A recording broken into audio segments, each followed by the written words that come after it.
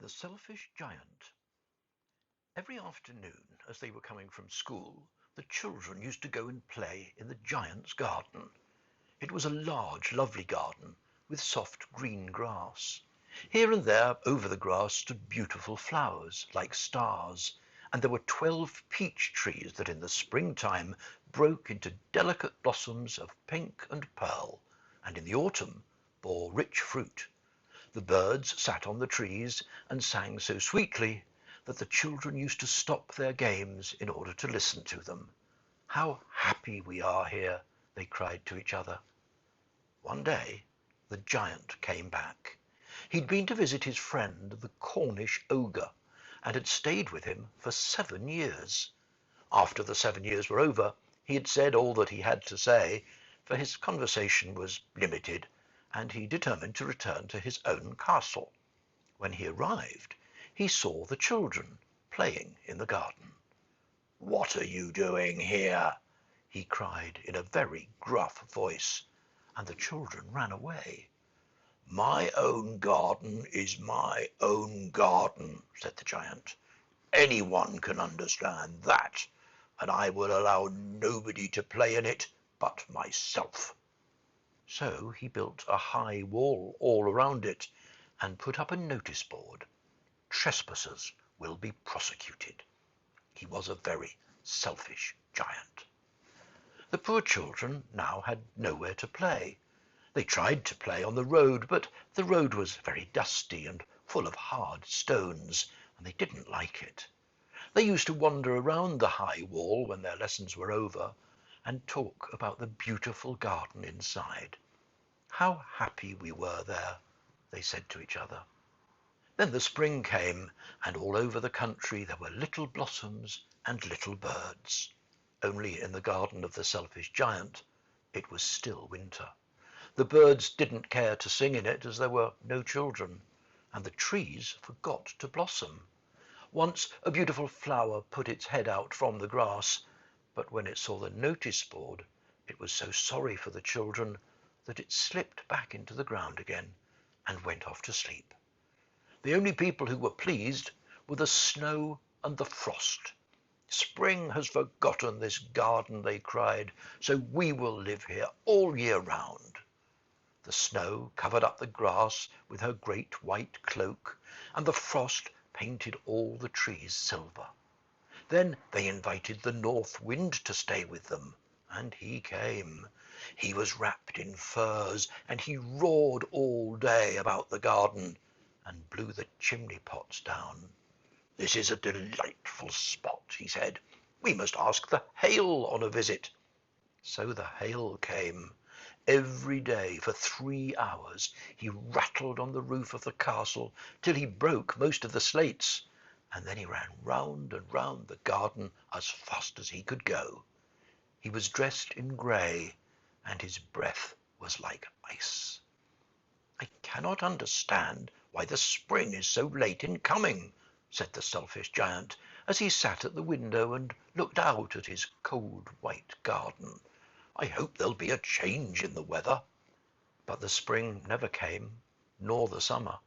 The autumn gave golden fruit to every garden, but to the giant's garden she gave none. "He's too selfish," she said. So it was always winter there, and the north wind and the hail and the frost and the snow danced about through the trees.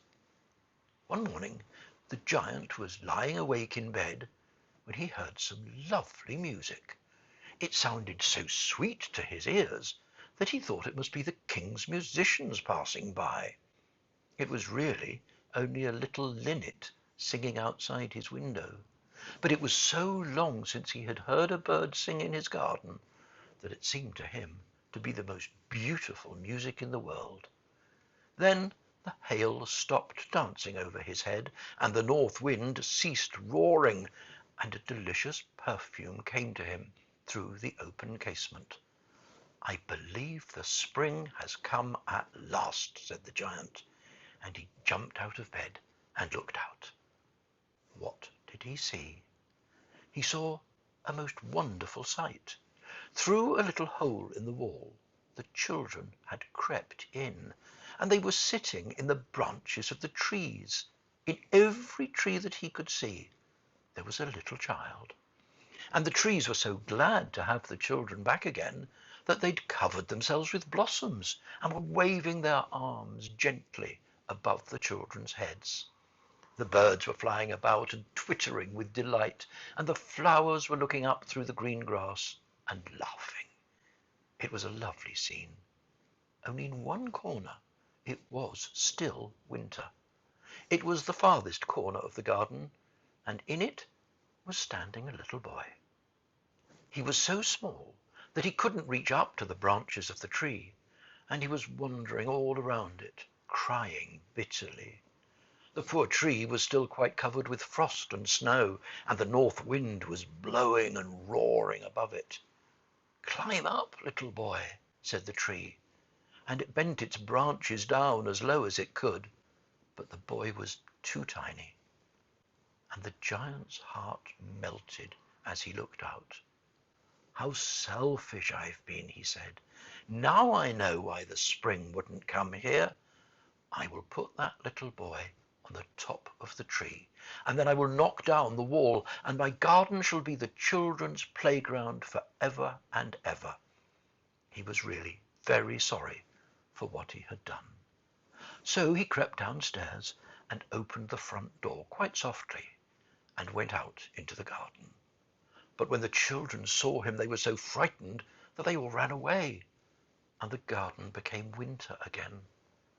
Only the little boy did not run, for his eyes were so full of tears that he didn't see the giant coming.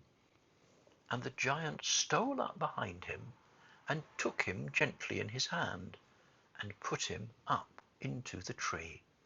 And the tree broke at once into blossom, and the birds came and sang on it, and the little boy stretched out his two arms and flung them round the giant's neck and kissed him.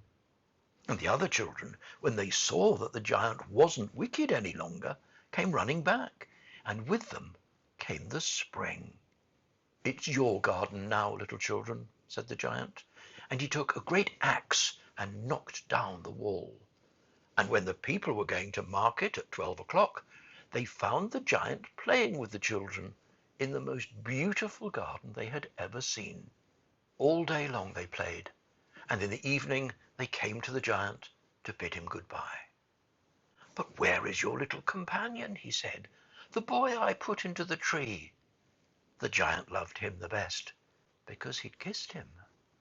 "We don't know," answered the children. "He's gone away."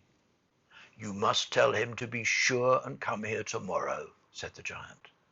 But the children said they didn't know where he lived and had never seen him before, and the giant felt very sad. Every afternoon, when school was over, the children came and played with the giant. But the little boy whom the giant loved was never seen again. The giant was very kind to all the children, yet he longed for his first little friend and often spoke of him. "How I would like to see him," he used to say. Years went by, and the giant grew very old and feeble. He couldn't play about any more, so he sat in a huge armchair and watched the children at their games and admired his garden. "I have many beautiful flowers," he said, "but the children are the most beautiful flowers of all." One winter morning, he looked out of his window as he was dressing. He didn't hate the winter now, for he knew that it was merely the spring asleep, and that the flowers were resting. Suddenly, he rubbed his eyes in wonder, and looked and looked. It certainly was a marvellous sight. In the farthest corner of the garden was a tree quite covered with lovely white blossoms. Its branches were all golden, and silver fruit hung down from them, and underneath it stood the little boy he had loved. Downstairs ran the giant in great joy, and out into the garden. He hastened across the grass and came near to the child. And when he came quite close, his face grew red with anger, and he said, "Who hath dared to wound thee?" For on the palms of the child's hands were the prints of 2 nails, and the prints of 2 nails were on his little feet. "Who hath dared to wound thee?" cried the giant. "Tell me, that I might take my big sword and slay him." "Nay," answered the child, "but these are the wounds of love." "Who art thou?" said the giant, and a strange awe fell on him, and he knelt before the little child. And the child smiled on the giant and said to him, "You let me play once in your garden. Today you shall come with me to my garden, which is paradise." And when the children ran in that afternoon, they found the giant lying dead under the tree, all covered with white blossoms.